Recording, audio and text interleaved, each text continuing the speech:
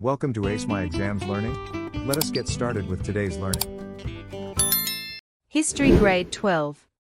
Question: Boycotts, disinvestments and sanctions by the international anti-apartheid movements were largely responsible for the eventual downfall of P.W. Botha's regime in the 1980s.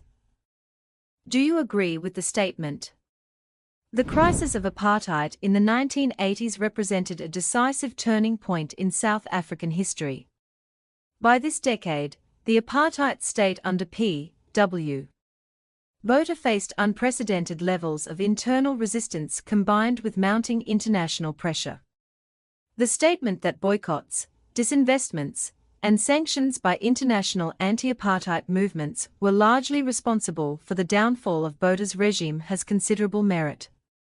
These measures isolated South Africa politically, culturally, and economically, making apartheid increasingly unsustainable.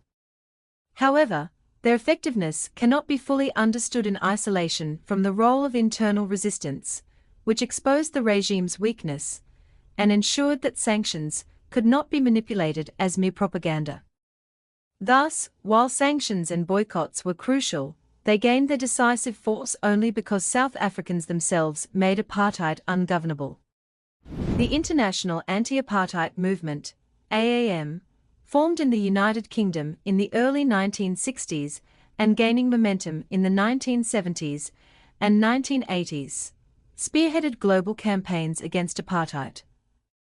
By mobilizing governments, businesses, universities, and sporting bodies, the AAM worked to strip South Africa of legitimacy.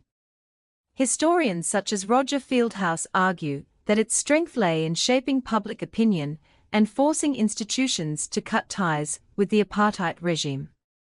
Yet, this influence resonated globally because images of uprisings in Soweto, township funerals, and student defiance revealed the brutal reality of apartheid, demonstrating that sanctions were not an abstract punishment, but a response to the demands of oppressed South Africans. Botha attempted to counteract sanctions with limited reforms, most notably the tricameral parliament in 1983, which granted token parliamentary representation to Indians and Coloureds, but excluded Africans. He hoped such cosmetic measures would convince foreign governments that apartheid was evolving, thereby lessening the sting of sanctions. The opposite occurred. Internal resistance denounced these reforms as cynical, sparking renewed protests, and showing the world that the majority rejected Botha's system outright. When Botha delivered his infamous Rubicon speech in 1985, refusing to release Nelson Mandela or commit to genuine change, the international community's patience ended, and a cascade of sanctions, boycotts, and disinvestments followed. Importantly, this backlash was fueled not only by his intransigence, but by the clear evidence, provided by South Africans themselves, that reform without liberation was meaningless. Sport boycotts were among the most visible forms of international protest. The South African Non-Racial Olympic Committee, SANROC, ensured exclusion from the Olympics, while movements such as Halt All Racist Tours, HART, mobilized mass demonstrations abroad, most famously during the New Zealand Rugby Tour in 1981. For white South Africans, whose identity was deeply tied to rugby and cricket, this cultural isolation struck home.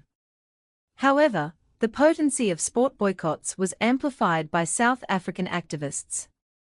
Groups like the South African Council on Sport, SACOS, working alongside the United Democratic Front, UDF, and COSATU, popularized the slogan, "No normal sport in an abnormal society." This ensured that boycotts abroad aligned with grassroots struggles, making it impossible for Botha to dismiss them as the work of meddling foreigners. Cultural and academic boycotts carried similar weight. International artists refused to perform in South Africa, while academic institutions barred South African participation. This denied the apartheid state intellectual and cultural recognition. Yet, here too, internal resistance gave meaning to isolation. The cultural work of township artists, theatre groups, and writers highlighted the contradictions of a state craving cultural legitimacy abroad while censoring its own population at home. International boycotts reinforced these struggles, making South Africa's isolation a mirror of its internal repression.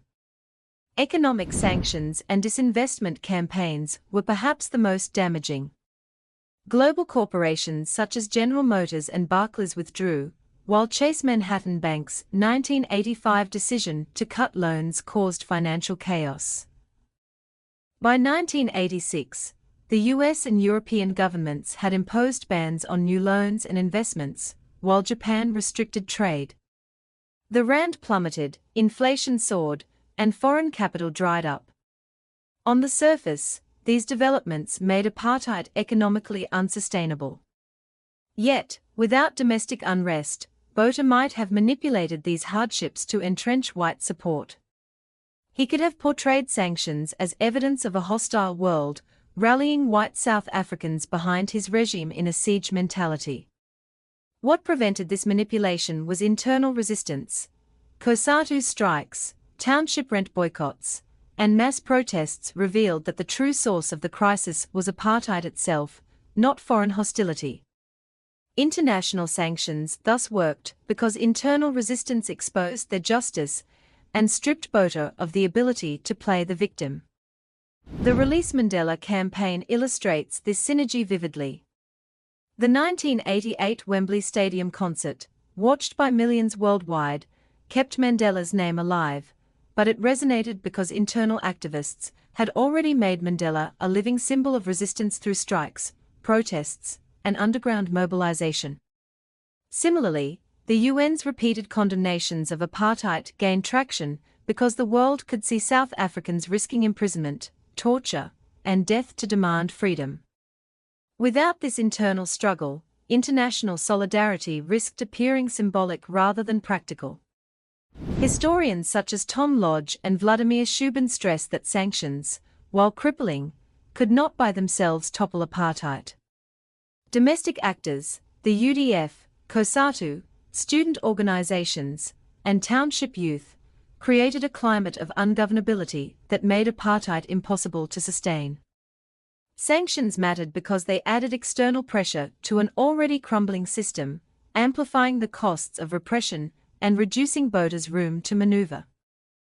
Without this dual pressure, Botha's regime might have weathered sanctions through covert trade, regional destabilization, or sheer repression. Internal resistance was therefore not merely complementary, but essential in ensuring that sanctions hit their mark. In conclusion, the downfall of Botha's regime cannot be explained by sanctions alone, though sanctions isolated South Africa, crippled its economy, and delegitimized apartheid on the world stage.